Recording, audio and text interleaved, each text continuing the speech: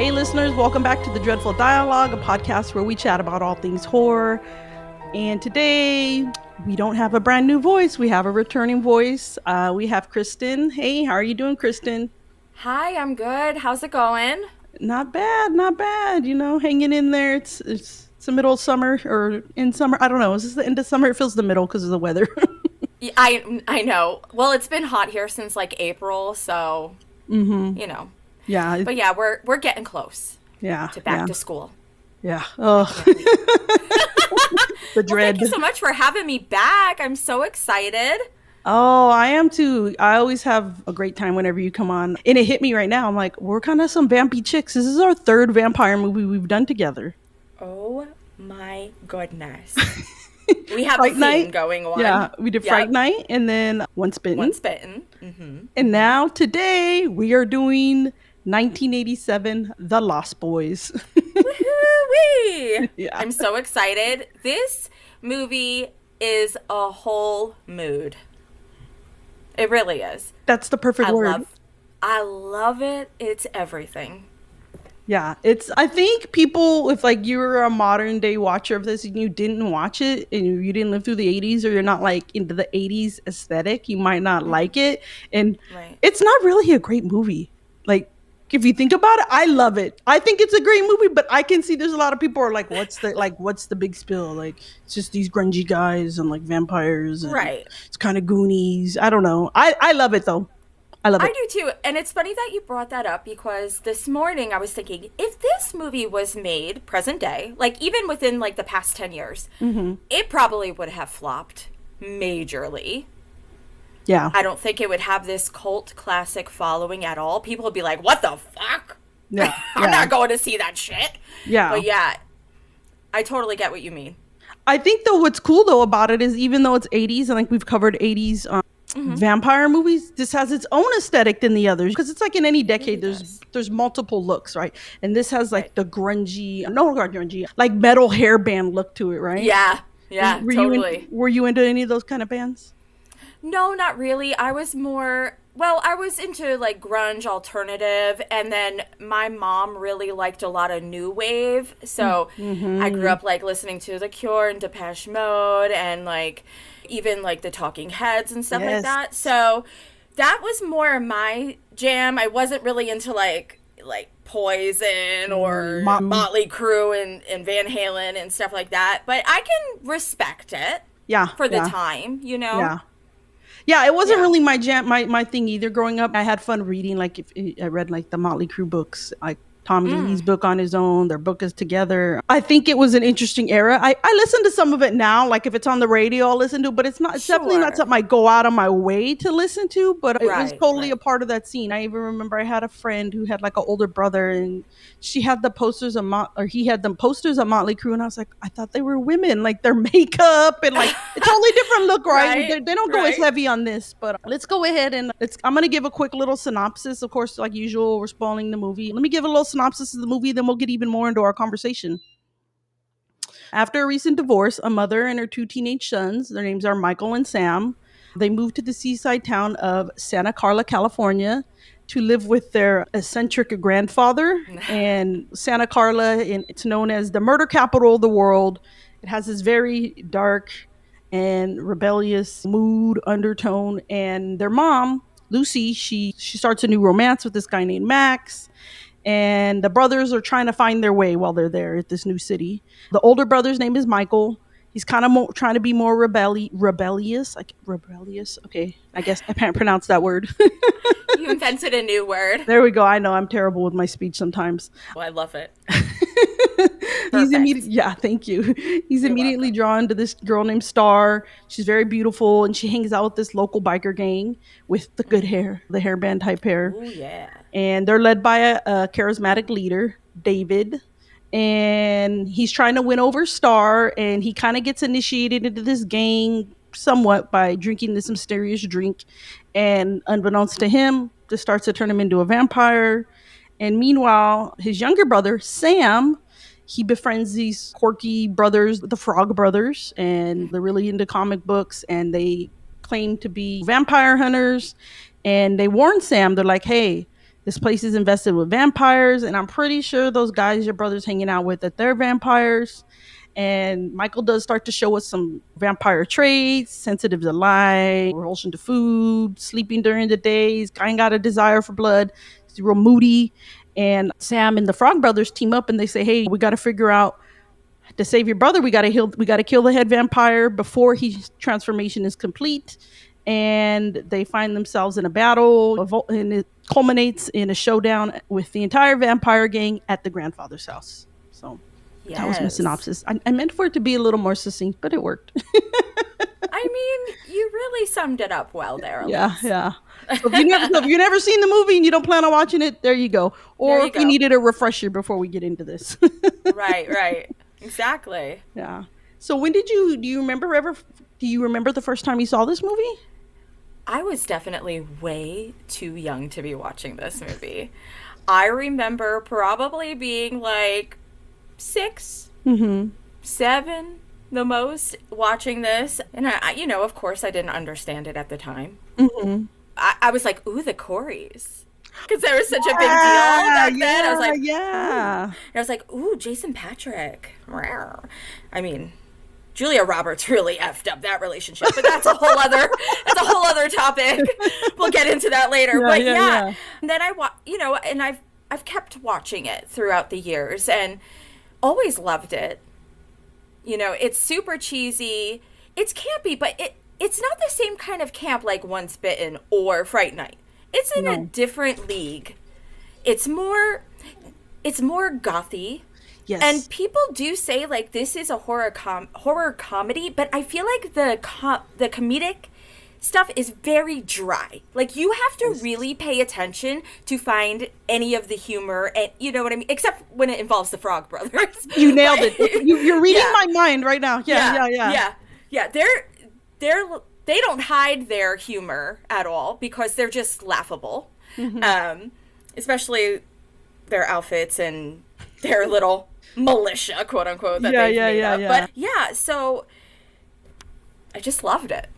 I'm a Yeah. spooky chick. I've loved all this stuff, and this is one of them that I go back to. I probably watch it. I wouldn't say like every year, but like every now and then, I'm like, oh, I want to watch this again. Yeah. It's a comfort movie. Definitely. Yeah, it's a comfort when you put it on and you can be doing other things. Yeah, I honestly don't remember the first time I watched it, but I just know I've always liked it since I was a kid. The same thing. I don't think I understood everything. It didn't hurt. I agree with you. I think when I was younger, and I'll break down some of the characters for us. So Michael's played by Jason Patrick, as you mentioned. The head vampire, or spoiler, who we think is the head vampire, right, is David, and he is played by, oh my gosh, Kiefer Sutherland. I can't read my notes. Where is that on my note? Kiefer Sutherland, and Yeah. I thought he was the hottest one. I don't know. And then we got the Corys, right? Corey Haim is the younger brother Sam. Corey Feldman is one of the Frog brothers. Yeah, he's Edgar. Edgar, Edgar is that Frog. okay? Edgar Yeah. Frog, right? Yeah. And then Alan Yeah. Frog is played by Jameson Newlander, which I don't know who he is. I don't know what else he's been in. No, and I love the nod to Edgar Allan Poe with that. I never. Genius. Oh my gosh! You just blew my mind. I never even caught that. Well, I barely caught that. It's the Lost Boys, like as in Peter Pan. Like they Yes, never wanted that to too. grow up. They're vampires. I was like, that blue kind of know. like Wendy. They're trying to do that with Lucy, with the mom, trying to make Yep. her the mom. Wendy was kind She's of very, not like, the mom, but like whimsical. the womanly figure. Yeah, Yeah. whimsical. Yeah, Yeah. you're right. She's kind of witchy and whimsy. Yeah, Mm-hmm. but I love that you brought up the two Corys are in this. They were in. I think I had to Google it. I think it said they were in like 12 or 13 projects together, and I I'm think not like surprised. 7 movies. I can think of. Pop quiz. How many can you think of that they were in besides this one? Oh, girl, there's too many. I can't even list them. License to I've Drive, seen- License to Drive, yes, I remember Dream a that Little one. Dream, That one, yes. and I don't remember beyond that. But I know there's more, and this one I could think of. Those are probably the 3 most known. I would. They're think. probably the most popular, yeah. Yeah, but it's crazy. And I think this was the first one they were in together too, if I recall. You're probably right, correctly. because this was 1987. Yeah, and you could tell Corey Feldman's kind of playing like The Goonies came out in 1985. This kind of also has Goonies vibes, and he's Yes. kind of playing that same character that he played in Goonies when he played Mouth. I don't know if you've seen Goonies before, Yes. Yes, I where he's have. Yeah. like the bossy, like we're gonna find Yeah. the map and we're gonna do this. He's kind of the same way, like, listen, kid, like you gotta get ready. There's vampires here. I mean, that, I'm not quoting his lines exactly, but that's like the attitude he Right. has with Sam when he's trying to warn him about Santa Carla. So Right. I found He that has this interesting. like he has this air of confidence, but he's also such a dork where you're like, thank goodness you have some confidence there, sweetheart. Yeah, they're both a But pair of yeah, dorks, the Frog Brothers. yeah, Yeah. I love them. I love them so much. Yeah, and they're like, I like again nod to the 80s. He's wearing like the headband and like the cut Yeah. off camo. It's kind of Rambo-ish. They're not Yeah. into the hairband stuff like the vampires No. are. Yeah, No. I think I liked David though, and now as an adult, I like probably the dark-haired one, Marco. Was that Mark? No, Oh yeah. I think it was Marco. I don't know. I It's parable. Marco. And you know what's so funny? When I was younger, I used to think that Alan Frog was Ralph Macchio from Karate Kid because they really look Oh, alike. They do look not yeah. like identical, but they look very similar. Like if you look real quick, you're like, is that Ralph Macchio? No, you're right. As soon as you Yeah. said that, it clicked in my head. I saw and the same thing, right? Like wearing the headband, and he wears in Karate Kid. He has to wear his. Yeah. I don't know the proper terminology for Karate Me Kid or neither. whatever. Me I'm just gonna neither. call it a headband. I'm sure there's a proper term for their outfits. I don't. I'm not a Right. martial arts person, so I No. don't know the term for that, guys. It's all good. Yeah, and Star was beautiful too. She's Jamie played by Jamie Gertz. Gerth. Yeah, yeah. Her hair's all flowy and What a babe. yeah. But I love too. This has like it's one of my favorite summer movies to watch too. It has summer vibes. They're at the beach. I know you grew up going to the Jersey Shore, right? Yeah, I lived right there. And the boardwalk, too, was so Yeah, nostalgic watching that. I was like, oh, I kind of miss home just a little. But yeah, yeah, yeah. Like I I don't. love I that. we have Santa Monica where we have like the boardwalk. And we have a Ferris wheel, but it's so crowded and touristy. Like it's like Yeah. a nightmare to go there. Even it's like there's traffic and there's nowhere to park. Like all the fun stuff's too busy. And Yeah. I've never even gone to where this was actually filmed in Santa Cruz, California. Okay. They just changed the name, and like they also filmed Us there, Oh, okay. um, Okay. and Killer Clowns from Outer Space. Go figure. So Oh.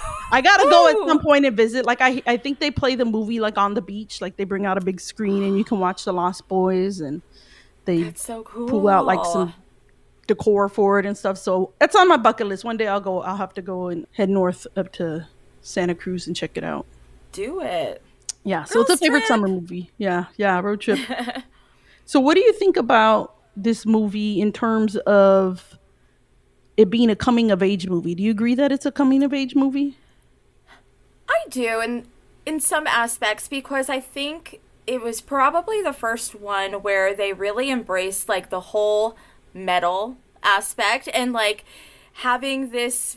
They still kept with most of the vampire rules, which I Mhm. can appreciate, Yeah. and I feel like their aesthetic paved the way for like Interview with the Vampire and like things like that. So yeah, I believe so. I think it is. Yeah, I think it is too, because like we're seeing Michael deal with like he's trying to fit in and be cool. Does he want to hang out with these Yeah. vampires? Is he just doing it to like get closer to Star? Right. Sam's figuring himself out. They're in a new town. I think it definitely has coming of age vibes. Like Yeah. other than like the scene where all the vampires start to get killed off, it's not heavy on the gore. The No. language is very like PG. I think you could get away with a kid kind of watching this. I don't think it's terribly scary. I don't even know what it's rated though. Now I'm like, let me look that up. It's probably PG-13 the most. I would think at the most it is. Yeah, I'm usually Yeah. pretty good at having that on me, but I didn't. That's Well, okay. it's rated R. Oh, Huh. well then.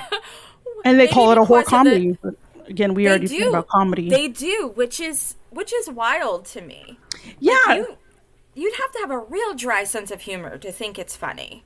yeah, I think it's more like a drama. Even the song that they play, I don't know, the music is such a big part of this too. They play that same Yeah. song throughout the whole film, Cry Little Sister, Cry Little right? Sister, right? And Yeah. it's like dramatic and like I don't know, to me every time I watch it I'm almost like the words I guess go with it. Like he's trying not to kill because we find out in order for Michael to completely transform into a vampire, he has to do his first kill.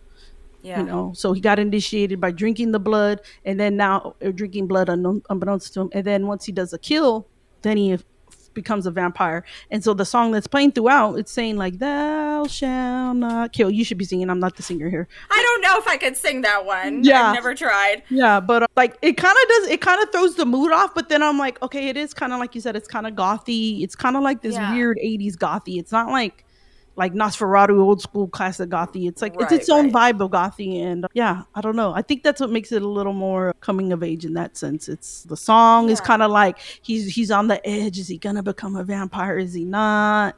Like, and I don't think he even realizes that. It's not until the Frog Brothers tell Sam, like, look, this is what's gonna happen. We gotta kill the head vampire in order to save your bro. Exactly.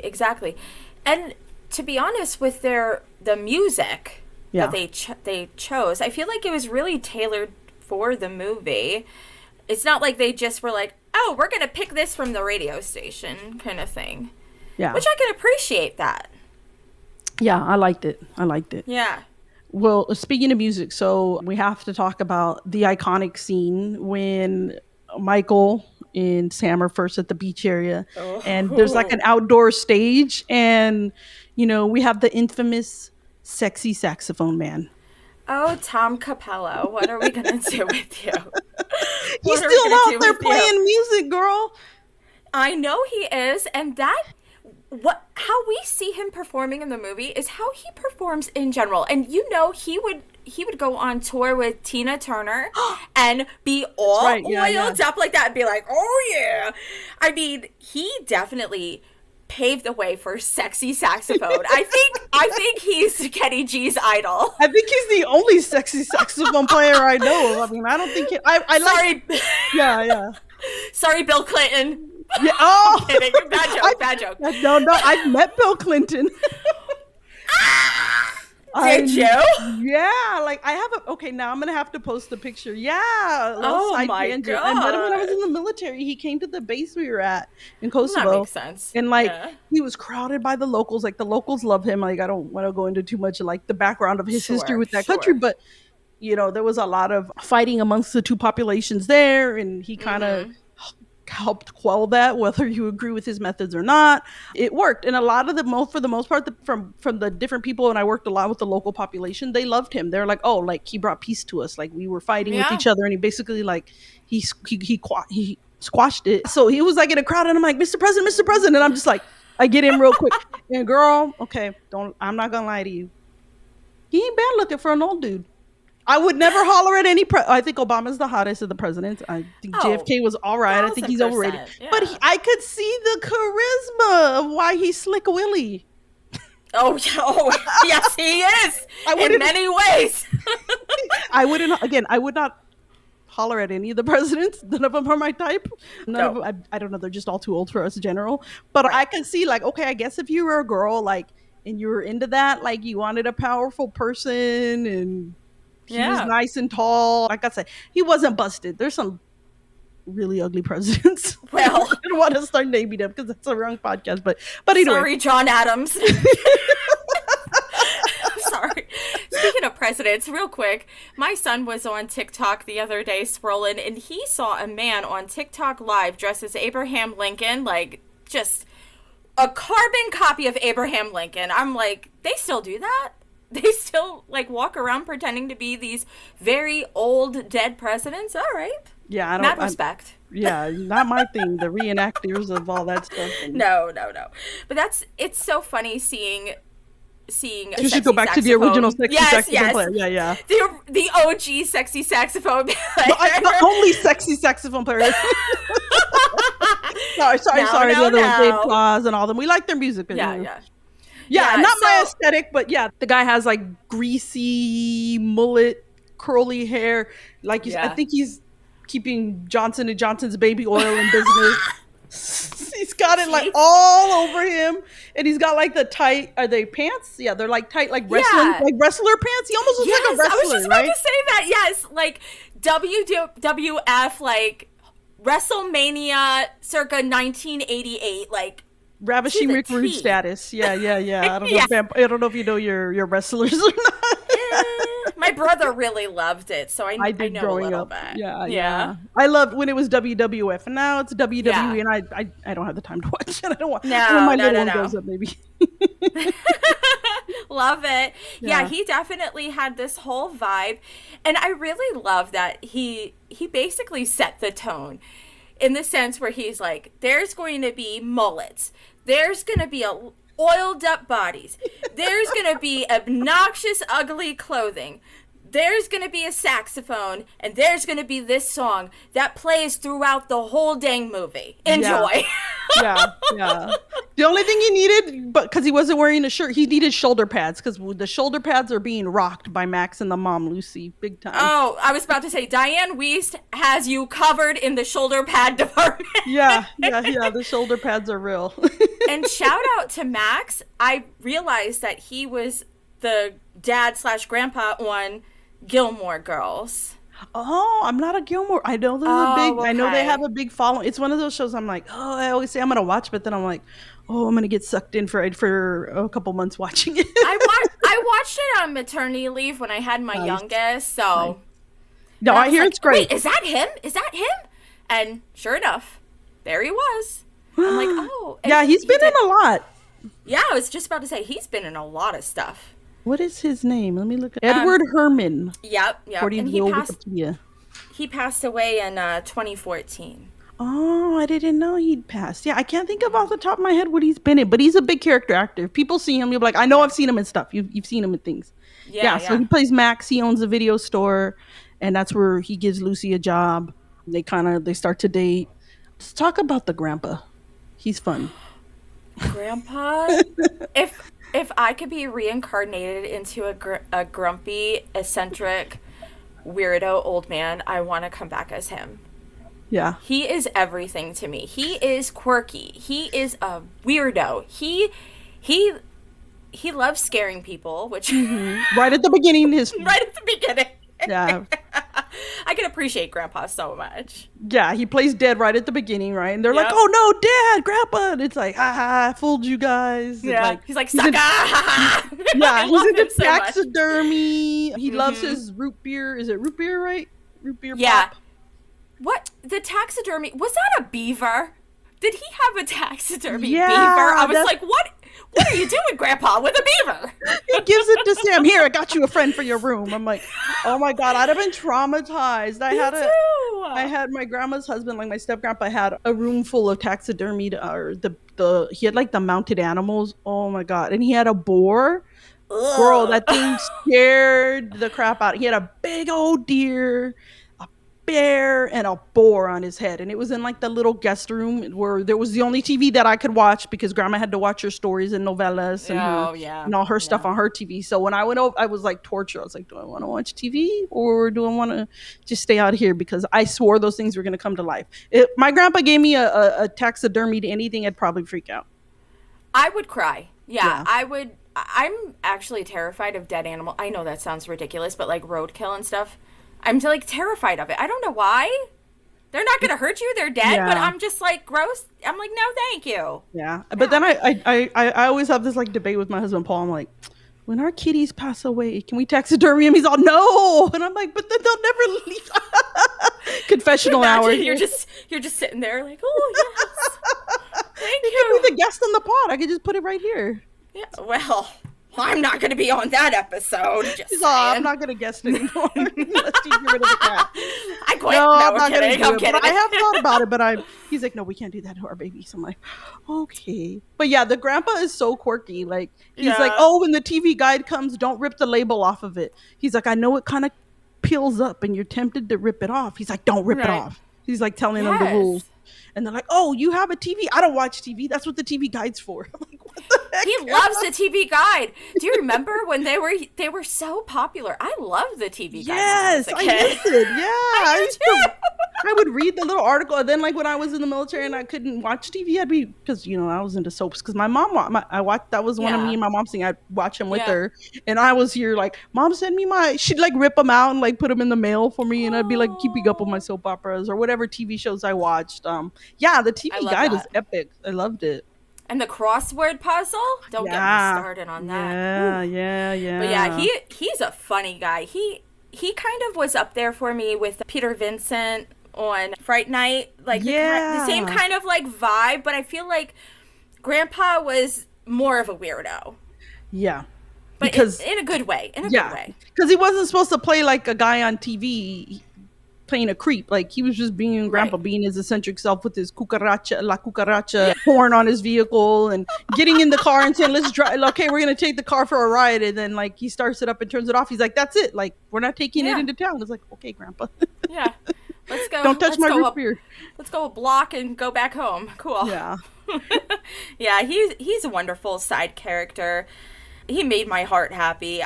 I think he's probably one of my most favorite. The scenes that he's in are my most favorite. Yeah. In a comedic sense. Yeah. Yeah. Him and the Frog Brothers are probably the only like sense of comedic entertainment brought in. The rest, like you said, it's very dry. It's more serious. That's where you get more of the dramatic coming of age vibes with the conversations. So let's talk about the vampires themselves, right? So David, again, we said played by Kiefer Sutherland, and also shout out to the guy who Alexander Winter. Am I saying that right? Yeah, Alex Winter. Yeah, yeah. Alexander Winter. I feel like he was Dwayne though, not Marco. I don't know. The dark haired one, and then there's the blonde one. That's the guy from Bill and Ted. He is Bill from Bill and Ted. So he's one of the vampires. We have the dark haired one. I feel terrible. I'm mixing up. I don't, because they're kind of in the background. You only hear their names once or twice. Mainly it's David that we focus on. And Star. And Star. Yeah. And then Laddie is the little boy that kind of hangs around with the crew with the Civil War era uniform. I think so. Yeah, it is. That was a confusing like character, right? I'm like, well, why are you here? Shouldn't you be at school? I don't know. Yeah, I don't know. It was just like, why is he here? I think we find out he actually is a vampire already, right? Mm-hmm. Yeah. But we didn't, throughout the movie, they make it seem like he's like Star. Star is kind of like, she's in the same process of Michael, where she is not officially a vampire. She's apparently drinking the blood at some point, and she's kind of and they can kind of control her, it seems like, or she's scared of them maybe. And she looks after Laddie, which is a little boy. Yeah. But I love the scene when they go to their little underground lair.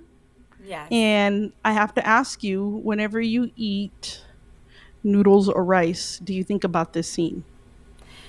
It's so funny. Last night when I was rewatching it again, I was like, oh, I could really go for some Chinese food. And then I saw the maggots and I'm like, never mind. No, thank you. I mean, I have half Asian kids, so we eat a lot of like rice and stuff like that. I never thought about it, but now that I've rewatched it, I might. Yeah, I'm going to look in my takeout containers a little more closely. Be like, what's in there? Are you in there? I still think about, even though I know that's not going to happen. I don't want people to think we're like, don't eat the takeout food. Oh, no, not at all. Yeah. But yeah, I do appreciate that being kind of like, aside from like the fake, Grandpa's fake death, being like the real first little jump scare. Mm-hmm. I can appreciate that. But yeah, I really loved like that little special effect. Yeah, it's like where the worms and the maggots, and you're like, oh, that's kind of gross. Okay, and then you're like, oh, it's not there, and he's like, what's the matter? He's like, what's the matter, Michael? You good? Yeah, and it kind of shows like David is cocky and manipulative, and he will use his power in any way he wants to, because he probably sees Michael. I don't know if it was really displayed within the movie itself, but I got the vibe like, oh, maybe he actually thought Michael was a threat to him. I don't know. That was always, and that's where the twist comes in. And I don't want to get into the twist yet about who about the head vampire, but you do wonder. You're like, was he doing it because somebody was telling him to do it? Was he threatened because he was going to holler at Star? Did he really like him and just had fun bullying him? Some people are that way. Like, they think it's okay to treat the people you care about the most the worst. I don't know. Like, it was very confusing, but I love that they're underground. I love the big poster of Jim Morrison. I'm a big Jim Morrison Doors fan. The People are music, people are strange. strange. Yeah, yeah, Yeah. yeah. That whole scene is super iconic. I always wanted to have like my own little layer like that. I went to, they had it in LA years ago. It was called like the I like scary movies experience, and they have like different, Oh, where cool. they've recreated different sets, and they recreated that set, and I got to sit there. It was really cool. I felt like I was like one of the Lost Boys. I love that. That's so awesome. I really love the aesthetic within Mm-hmm. the layer too. I was like, I kind of want that to be my living room. Right, it like be away from the world, and how they say it was like Yeah. a big resort, and then an earthquake ruined it, and which Yeah. we had an earthquake today. Isn't that funny now that I think about it? Oh. um Whew. Yeah, I so love that. yeah, I really think it added to the aesthetic and like tone of the movie. I can really appreciate the set designer yeah, and like yeah, I loved it. I thought it was amazing. it was very consistent throughout, and the vampires Yes. themselves, it was a very consistent like 80s, like teenager of that era. Like they all dressed the same, their layer looked the same, their riding of the motorcycles, the way they egged each other on, they were like that whole like 80s, and lack a better word, bro, we say bro now, they didn't say bro back then. Yeah. I don't know what you would call that kind of playfulness they had with each other. I told it was like, you know, when you watch Grease and it's the T-birds. It was Yeah. almost like that. Yeah, I totally get what you mean. And they had like a very similar, like brooding personalities. Mm-hmm. Yeah, they Yeah. did. They did. Yeah. Yeah. I really loved whenever they were doing stuff too. We got to see things from their point of view. That was Mm-hmm. a cool visual thing. I don't think you saw that too often at that point, where you didn't, we'd see them flying sometimes, but you would get like the point of the camera was like their point of view, right? Yeah. Flying over the city when they go to attack a couple at the beginning, when they're going to go to their house, because eventually that's what happens, right? Once they start seeing Michael's, it's realized that Michael's going to be a vampire. That's when, Right. well, wait, I'm jumping a little ahead. Let me take a step before that. Hold on, hold Sure. on. So they think Michael's of becoming a vampire. Sam and the Frog Brothers are like, look, we're gonna kill the head vampire. And at this point, they think it's Max, right? The guy that's recently Yes. started dating the mom. He comes over for dinner, and they get themselves all prepped up, right? He's wearing garlic. They have a mirror. They're gonna try to pull all Yeah. the little vampire tricks, kind of like Fright Night, right? Where they're trying to figure Right, out right. if Jerry Dandridge is a Yeah. vampire. He gets invited in though by Michael to come into the house, and they pull all their little tricks, and they realize Max is not the head vampire. So Yeah. that's when they He make, oh, go ahead. Oh, I was going to say like Max totally duped them, right? They make the assumption he's not, and that it's David. So they go Yeah. after the guys in the coven to their underground lair when they're asleep, and that's when they get Alex Winter. Yes. He's the first of the vampires, I think, to die. And we have the little Yes. red flags throughout, right? The grandpa's like kind of watching stuff sometimes from behind. Like the grandpa, like grandpa actually knows what's up, but Yeah. he's just keeping it cool. He's like, yeah, this is normal life. Yeah. Oh, the dog, right? The dog The is like dog. the dog's always. Oh, the There's two different. dog. There's two dogs, right? Max has a dog. Lucy's family, Yes. Nanook, I think, is Lucy's dog. I Yeah, don't know the yeah, the name of. husky. Yeah, and he's like barking at Max. He doesn't. He's not comfortable. And Lucy Thor? even goes at one point to Max's house, or is it Thor? Yeah. I don't know. Maybe I'm I think mixing up. it I don't remember. Anyway, yeah, It's the insignificant. white dog. The Yeah. white dog. And then Max's Yeah. dog almost attacks Lucy at some point, right? When she goes to his house to Yes. drop him off, like a bottle of, I don't know. She's dropping him off something because she had to cut out of one of the dates early. And so those are some signs that like you don't really realize to attribute to Max till later. Like you kind of think, well maybe he is the head vampire, maybe he's not. But after they go and they kill Alex Winter's character. They go home. They like, hey, we figure out we only got a few hours till sunset, and that's when we get set up for our big showdown. Now they think, okay, we're Oh gonna yeah. really have to take out David and the rest of them, because at this point they're like, we think it's David, but what if it's not David? So they're like, we're just gonna kill all the vampires, and they only got the one before they all woke up and chased him out. But Right, the right. vampires couldn't come out of their underground cave because it was still sunlight. So they're at the house, and Yeah. this is where they go ham, right? I love they go to the comedic parts. They go get the holy water. They just like bust in I like a know. wedding, right, at a Catholic church, and they're just like filling up their canteens. I was like, okay. They're like nothing to see here, folks. We're just coming for some water, no problem. You know, they're so funny. Like they're so smart yet so dumb. Mm-hmm. You know, like the typical teenage boy here. Yeah, I really love that part, and I love their little outfits that they're wearing. It just really feeds into their little militia that they have going on against the vampires. And you can't help but like love them. Yeah, yeah. That's where it gets very Goonies, very like Yes. buddy movie, because they're prepping.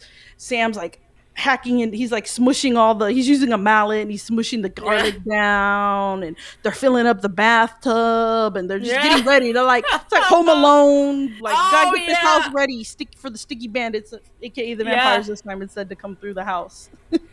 And I think like when you compare the other two movies that other two vampire movies that we covered, this is my favorite friend group. Really? Yeah. Yeah. Yeah. I think they're all so much more likable. Like, I think it's their innocence. They're sweet because they're a lot younger than like the other groups that we've seen. We usually deal with high yeah, schoolers, but Sam and the Frog Brothers, they're more like, they're either like middle schoolers or like freshman age. freshmen. I'd say freshman Yeah. age, yeah. And they're real Yeah. cute because like at first Sam is just kind of like nerds, like he doesn't want to hang out with these dudes, and then like Yeah. they're all like, yeah, we're the baddest killers or whatever, and they're like, and people can't see me on video. They're like doing like this like cool handshake thing, and they're like, yeah, we're gonna be badass. They say something along those lines. So yeah, I think they Right. are a fun little buddy group, and I think it has to do with going back to that thought of this kind of being coming of age, or there's these young kids that they've now bonded over this experience, and they're like, Right. we're gonna save the town, we're gonna save our brother. Like, yeah, they got Yeah. this whole thing going on. Yeah. I feel like they're true heroes in this sense. They are. Like, they They have are. good intentions. Mm-hmm. Which I can appreciate that. They're not just doing it to get the girl. Like in the other movies where they're like, oh, I need to impress this girl. I need to impress this person. This is just like, oh shit, these are some bad people. Let's take them out to save our town. And I can appreciate that. That's true. I hadn't even thought about that. Huh. Michael's into Star, but that has nothing to. Yeah, I'm sure he wants to save Star, but that's not the motivation of the Frog Brothers No. and his brother No. Sam. They don't want nothing to happen to their town, and again, they Yeah. really don't. He doesn't want Michael to change. I don't think the Frog Brothers are as concerned about Michael changing. They're more like, look, if he's a vampire, we're gonna have to stake him. He's gonna have to take one for the team, like for the greater good. Exactly. Sorry about your luck there, Michael.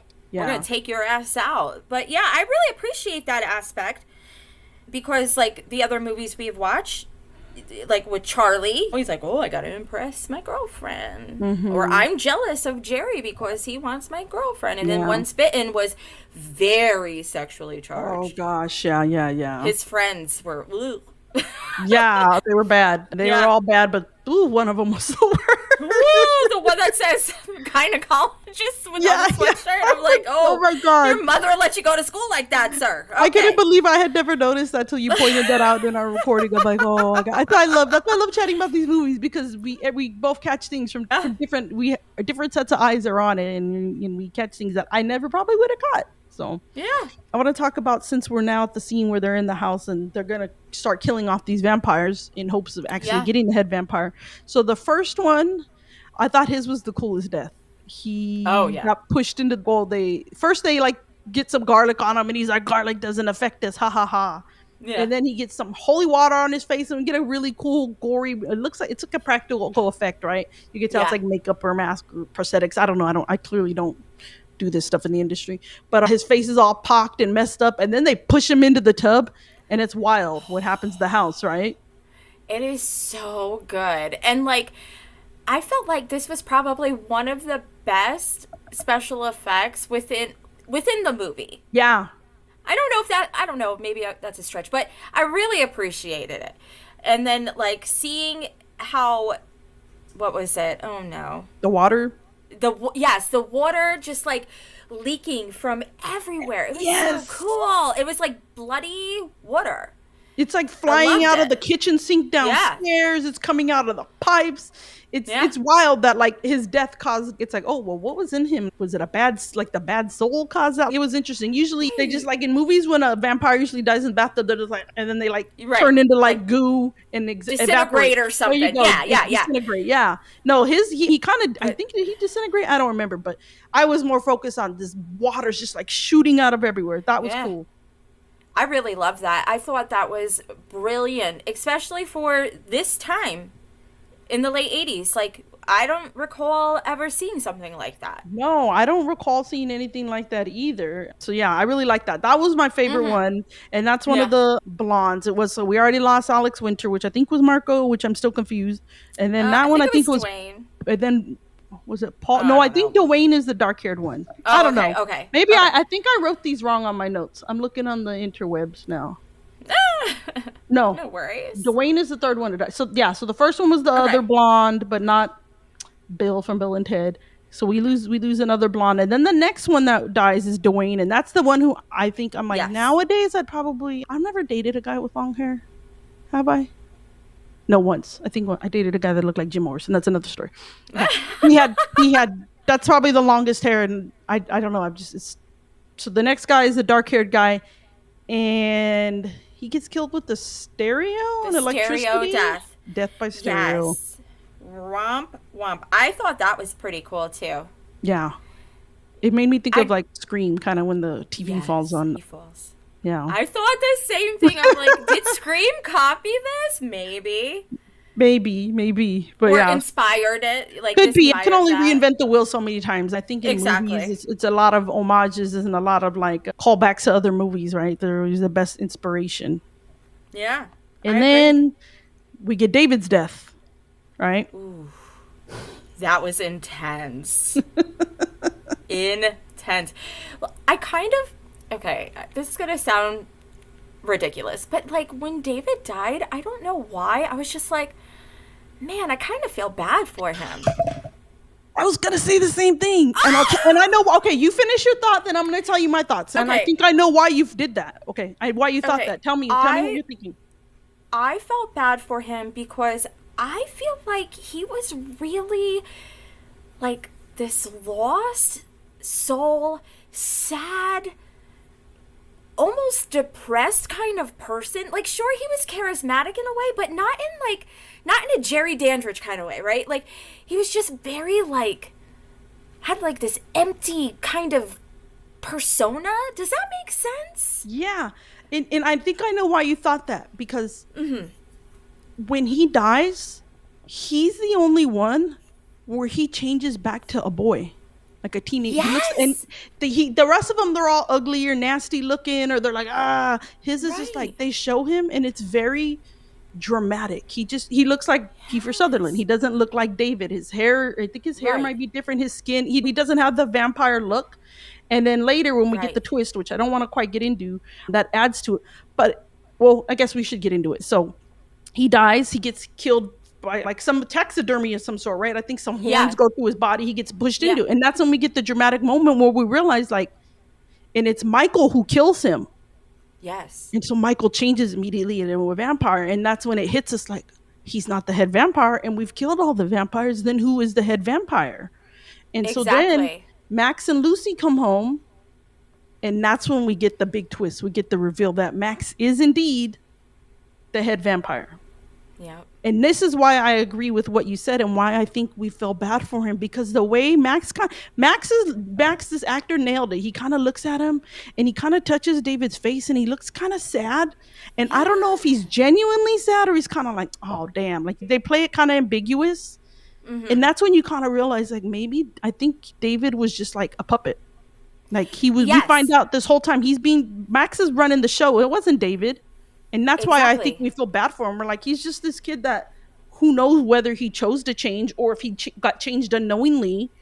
Right. And like all this bad boy persona, it could just be because Max says, like, I Yeah. wanted Lucy. I wanted her to be the mom to these boys. And I knew I Yeah. needed to get your son. So he might have put him up like, hey, I need you. You're going to get these guys one way or another. You're going to change these two boys because I'm going to get this lady and she's going to be the mom to them. Yeah. I agree with that wholeheartedly because going back to when David dies and he changes, he looks very pure. Yes. Like almost angelic, and you're just like, what happened to this poor baby? Like, what happened to this boy? And then when it's revealed Max is the head honcho, he's pulling the strings, you're just like, what did you do to this kid, dude? And I Yeah. think like Max probably gave David a lot of false promises, strung him along, amped up his ego to get what he wanted. Like, he's the true manipulator in all of this. Yeah. And then you wonder, and you don't even think about it at the moment, but now that we're talking about it, I'm like, and who knows about the other boys? Yeah. Like the same thing, because Star says it. She admits it. She's like, I always knew that that he was hiding something for somebody else. So Right. Star and Laddie didn't even know. It makes you Right. also wonder, did the other boys know or not, like, about Max? I I don't, I don't think they did, because like it was mentioned that he was holding on to this secret for a very long time. David yeah. was, I should Yeah, say, was David. Yeah, holding yeah. on to Keep this yourself in, secret for a yeah. very long time. But yeah, and this is something I didn't catch on to until adulthood. Exactly. Yeah.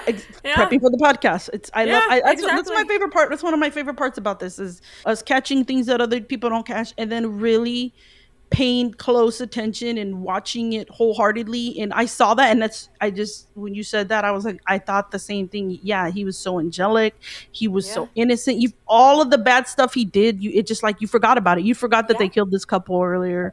You forgot that the way he treats Star, the way he's trying to pull in Michael, that Yeah. how they've been probably terrorizing the town. We don't know if we assume they are, right? Because we forgot to mention at the beginning of the movie, like, with the opening scene and the music, we're seeing all these missing posters of people, right? Oh, Like, that's and right. they're young Like, people. Most of them are teenagers, if I recall, or young people. I and could be didn't wrong. they zoom into a missing poster of Laddie? Did they? I'm I am pretty certain they do, because like it zooms in and I'm like, oh, is that Laddie? Oh no, And I'm I gonna have forgot to to go back rewatch. and rewatch. Oh god, I okay. forgot See, to. all right, But listeners, we all gotta go watch check for that. I am pretty certain. Yeah, I'm again, pretty another clue certain it that was him. I didn't even think Yeah. about till watching it for the pod. I'm like, oh, look at, they're showing all these missing people's posters, and it's like they were probably victims of these vampires. Yep. I Yeah. agree. Yeah, that's wild, right? So he tells us he wants Lucy, and again goes to this whole back to the Lost Boys from Peter Pan type of thing. But so let's talk about now Grandpa. Grandpa ends up being the hero, though, right? Oh, Grandpa. I love Grandpa so You gotta go much. back to the grandpa. Wait, who's that author? That actor, Bernard? Was it Barnard Hughes? I don't know what else he's in either, but he's another one. I'm Oh. sure if you go to his IMDb, he's Yeah. he's been in a lot. I must say, when he busts in through in through the house in his automobile and the spikes, I was just like, what in the world is Grandpa doing? But it works out for the best. Yeah, he drives through his own. He breaks down the wall to his own living room His with own house. his own house with La Cucaracha playing, and he's affixed. He's like put these spikes on it, right? He knew, Yeah. and takes out Max, saves the day, kills the head vampire, And and that's real oh quick. That's when I thought, you MFer knew all along. yes, he How dare knew. you? I think he's just so unbothered. He's like, you know what? I'm old as fuck. If it happens, it happens. Whatever. They're not bothering me. Yeah. Typical old man behavior. But I was just like, this could have been prevented, sir. Yeah, my grandma's watched me more than my grandpa's. Yeah, But like yeah. my grandma, I'm always having confessional hour during my podcast. Mom, dad, and my aunts and uncles. When we threw a party one time at my aunt Stella's house, me and my cousins, and my grandma was there watching us. And it's funny because my parents weren't out of town, but my aunt and uncle were out of town, and my cousin and me went to high school together. So we're throwing a party at your house, and they had grandma Ooh. watching, and grandma's in the house. Who are all these people? Why are they in the backyard? Why are they swimming? We're like, here, grandma, here's some snacks. Watch your show. And we didn't mention, when they come back to the house after killing Alex Winter's character, they're Yeah, carrying yeah. Star, right? And she looks like to me, I would have saw them and be like, why are you bringing this passed out girl? What is she on? Is she drunk? Is she on drugs? You're just bringing this girl into the house, and they're just carrying her up the Right. stairs. What up, grandpa? Whatever. And the grandpa's just like, whatever. When the whole dinner scene is happening and they're trying to reveal Max is the vampire, he's spying. Like, he's kind of like spying, if I recall. So the Yeah. grandpa knew this whole time, and he gets the epic last line, and I think you have it, right? Remember he had said earlier, don't touch my root beers. Pops open a Yep. root beer, and what does he say, Kristen? He takes a swig. He looks at his family and he says, one thing about living in Santa Carla, I never could stomach all the damn vampires. And he's so deadpan, and he He's very matter of fact, and you're just like, Grandpa, you fucking knew, bruh. This whole time. Really, Grandpa? No, figuring out that Max is actually the head vampire is supposed to be like the biggest plot twist, which I can appreciate. Yeah. But that to me, I'm like, that's actually a big, huge plot twist too. Yeah, those were 2 plot twists. I do recall I recall that those were both like, what? And then I was like, this beachy grandpa. I'm sorry, I speak Spanish. This fucking grandpa. No, isn't it? I'm like, this fucking grandpa knew the whole time. Yeah. I and know. then again with preparing for the pod, I'm like, see, he doesn't bat an eye. They're bringing this chick Star into the house. Doesn't bat an eye when they're trying to reveal Max. He just doesn't say anything when they ask him at the beginning, right? Don't the grandsons? They're like, "Why is this the murder capital of the world?" And he's just like, "I don't know." I don't fucking know. Yeah, that's why I said if I ever come back to life as an old man, I want to be as unbothered as Grandpa. Please, that is my. When I grow up, I want to be as unbothered as Grandpa. Honestly. I have some other memorable quotes. Yes. If that's okay. Go for it. Share them. I love when Sam says, and I quote, "My own brother, a goddamn shit-sucking vampire. Oh, you wait till Mom finds out, buddy." I love that one too. That's one of my favorites. It's just this like sibling like anger, and it's like most people would be like, "Oh my god, I can't believe you're a vampire," and he's more like, "The nerve of you, I'm telling Mom." You're gonna be grounded. Like, it is hilarious, and it just really feeds into the fact that like Sam is so innocent and so young, and he doesn't really he doesn't really understand like how scary this is. He's just more like, I'm gonna get you in trouble. Yeah, he's like, goddamn blood-sucking vampire, whatever he's. Oh my, yeah, that's a great one. Is there any other ones that you really liked?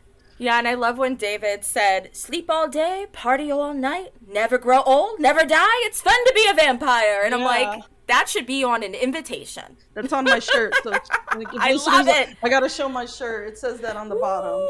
Sleep all day, party all night. It's fun to be a vampire. Yeah, it's got all of them. So we got the Frog Brothers, we got Michael and Sam, we got David, we got Alex Winter, and then we got the one who dies in the bathtub. And yes. The boardwalk with the roller coaster. The roller coaster type thing. Yeah. Even on your shirt, Alan looks like Ralph Macchio. Oh my god! Okay, for the viewers, if you're listening, I appreciate you listening. But if you have time, go on YouTube and look at my shirt. Oh my god! Yes. I didn't even think about that. You're so right. He totally looks like. They're doppelgangers. Yeah, they are doppelgangers.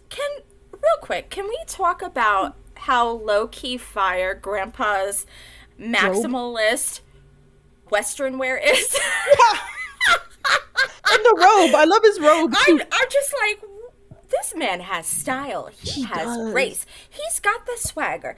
He's got the chambray snap button shirts. He's got the bolo ties going on. I'm just like, you are a hipster and you don't even know it. Wow. Grandpa is working it. Again, you listeners have no clue. They can't see me. I'm literally off mic, covering my face into my hand because I've learned when we recorded, we laugh on top of each other. Like we miss a lot of what we're actually. Yeah, saying. I'm sorry. You got me. No, it's great. That's why I love this. I love laughing when we record. and let me correct myself. I said low key fire. Dude is fire. It is fire. Dude is so fire. Like fire. Period. Like if Grandpa was still alive right now, he would be listening to like Bright Eyes and like Arctic Monkeys, and he'd have like a little mustache and Warby Parker glasses. Warby Parker. Okay. I just got my contact lenses from Warby Parker because they had a good deal with the discount code.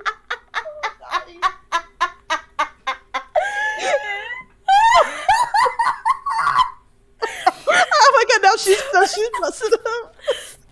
Grandpa's a total babe, okay?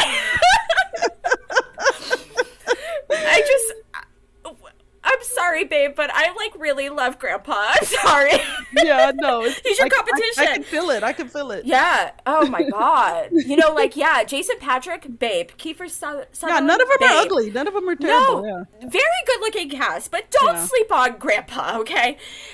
Also going back to like 80s outfits, I don't know.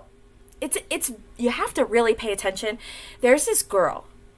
She's a quote unquote boardwalk babe.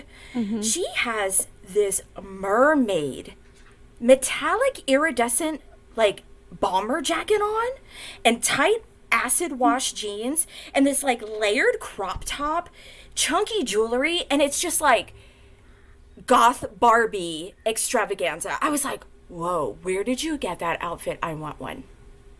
Oh my Beautiful. God. Yeah. She was gorgeous. Yeah, if you watch the whole opening sequence, you see some like totally 80s outfits. I think you even see a Waldo looking guy. Like there's a Where's Waldo looking dude. And to be honest, Max kind of gives Where's Waldo vibes too with his glasses. He could totally play Where's Waldo in a live action. Yeah, totally. Yeah. But when I saw that girl, I was like, she would be like the epitome of like a Pinterest board in 1987. Like she was, she just captivated me. I was like, I want that outfit. yeah. I do dig the chicks. Like I have like a few people I found on social media where they still rock the like 80s hair band video girl vibes, and I'm like, oh my God, the feathered hair. I love it. I heard they cut more of her scene out, but just a little shout out to horror fans. If you notice, I think it's at the comic book shop, Kelly Jo Minter is there, and she's the girl. She plays, I think Lisa is her name, maybe, and she's in The People Under the Stairs. She's in Nightmare on Elm Street 3. Nice. And she's in one of my favorite non-horror movies, which I like to argue it's sometimes a horror movie because it has Texas Chainsaw Massacre scenes in it. Summer School. She played Denise in that. So I was like, oh, same thing. She's all looking beautiful and 80s out. I think we put that as one of our questions, was like, whose outfit was the most 80s? I don't know. I think Max too, like when he's his shoulder pads and the like, they're wearing the like blazers. Remember the colorful blazers? Like Miami Vice. There you go, Miami Vice vibes. Leisure suit, yeah. I freaking loved it, and I was thinking a lot about the music too. Yeah, and I think like if they didn't use these kind of like hair metal vibes, I don't know if it would hit the same. No, even though it wasn't my jam per se. It goes. It sticks with the aesthetic. Right, because I was thinking, I'm like, could they play Duran Duran during this scene? I'm like, nah. Different type of 80s. Could they play, like Tears for Fears or Bauhaus or anything like that? No. I really maybe some Depeche Mode or The Cure. I know we're both fans of them for some of the moody parts, but I think the only time they kind of, from what I know, what I can recall, that they stepped out of the decade was when they used People Are Strange. But that worked because Jim Morrison, you could argue Jim Morrison was forever a lost boy himself, right? He died from his drinking. He died young. I think he was 28. You think he's part of what they call the 28-year-old club. The 27 club. Kurt Cobain, him, several of them. Yeah. I mean, he was kind of, he was known for kind of being him and his girlfriend that he called his wife, even though they weren't technically married. They were into like the witchy vibe, even suspected they, in their own way, worship the devil. I don't know. I thought it went perfect. Yeah. That was the only time they kind of stepped out of the decade, but it still worked because he had kind of vampy vibes, witchy vampy vibes. And that's how they end it, right? Like after the Grandpa's classic line, it's just like roll credits, People Are Strange. And I'm like, oh, that went. Yeah. But maybe for some of the moodiness they could have used, or as Paul likes to call him, he calls them depressed mood instead of Depeche Mode, because they have some kind of way to call me out, Paul. I know. I'm always like, oh, I know I love Depeche Mode. People follow me on Instagram. I use it a lot on like my back for my music for different things, different stories and things I post. But you're right. The music, I thought it went perfect. Other than, like I said, the song was kind of, I wasn't as much into the Cry Little Sister, but I understood where they went with it. Same. I don't think it's an amazing song at all. Mm-hmm. I really don't. I can appreciate the soundtrack. Is it my favorite soundtrack? No. No, not me either. No. I think I I obviously enjoyed the Scream soundtrack a lot more because that was more of my we didn't even talk vibe. about the music on our episode. I know. We were so into recapping. What was a recap? Yeah. But like, even with Once Bitten, I feel like that soundtrack was more jammable. Mm-hmm. You know, you can move your head. Yeah, I was like, oh yeah, even like the cheesy dance scene. Mm-hmm. I was like, oh, I like that song better than the Cry Little Sister. Sorry if I offend anybody. No. I don't really care for it. I don't think it's an amazing theme song. Yeah. And it's interesting because if you listen to podcasts or the YouTube channels and different things, like people praise that song, and I'm like, again, I get the vibe they were going for with it. It wasn't my favorite choice, but I thought the rest of it, they nailed it. The rest of the soundtrack, I agree. Nailed it. And then I was trying to think what other theme song would go for that. And I was thinking maybe they should have done Looks That Kill by Motley Crue. Looks That Kill. Oh, I don't know if I'm familiar with that. I'm sure I've heard it as soon as I hear it about, that one. Okay. Yeah, because it's very like moody and seductive, and I feel like a lot of these scenes, especially like with David, now I'm Googling he brings that vibe, and I just feel like maybe that would have suited it better. I don't know. What the fuck do I know? I'm just some 42-year-old lady talking about We're just nerding out about horror movies. 39 years ago or 38 years ago, like whatever. But yeah, 10 out of 10 for me. Yeah, I love it. I love it. I rewatch it. Like I said, newer viewers might not get it. Most of the movies I talk about on this pod have a nostalgic factor to them, and it's my pod, so talk about what I want to talk about. Hell yeah! Yeah, I love it.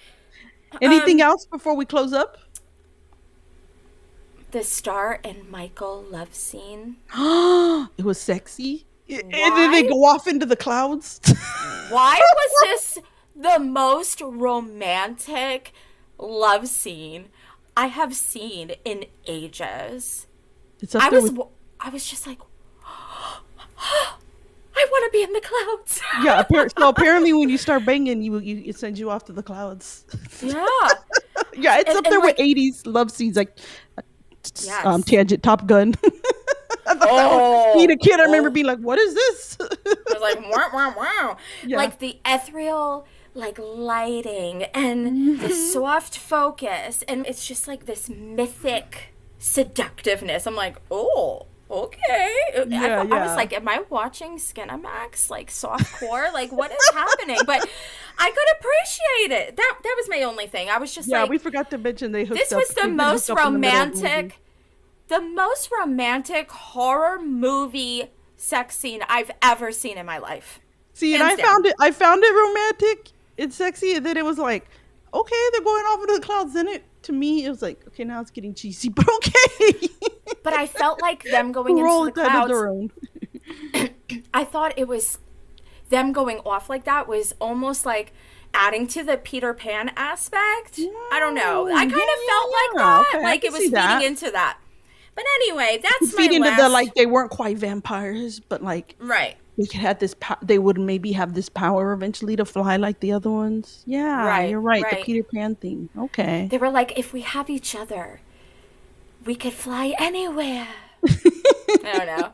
I'm so cheesy, but yeah, I could really appreciate it. You know, kudos to Joel Schumacher. You did it again. Yeah. You did it again, sir. And long live Grandpa. Those are my final notes. Watch out, guys. He's hollered at the grandpa. Yeah. He's probably dead now, but you know that. I got a Ouija board. We gotta look.